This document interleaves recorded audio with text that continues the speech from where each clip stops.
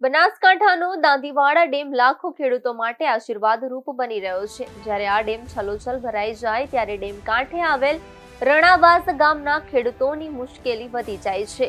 ગત ચોમાસામાં ઉપરવાસમાં ભારે વરસાદ થતા આ ડેમ ભયજનક સપાટી સુધી ભરાઈ ગયો હતો, જેથી આ ડેમના કાંઠે આવેલ પાલનપુર તાલુકાના રણાવાસ ગામે ચોમાસું વાવેતર કરવામાં આવ્યું છે, જેમાં ડેમ ભરાઈ જવાને કારણે અહીં ખેતરોની જમીનમાં પાણી ફૂટતા વાવેતરને નુકસાન થયું હતું।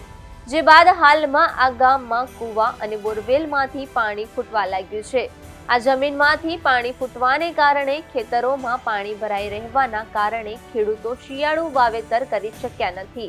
રણાવાસ ગામના ખેતરો ડેમની સપાટીથી નીચાણવાળા વિસ્તારમાં હોવાને કારણે અહીં ડેમ ભરાઈ જાય ત્યારે જમીનમાં પાણી ફૂટવાની સમસ્યા સર્જાય છે।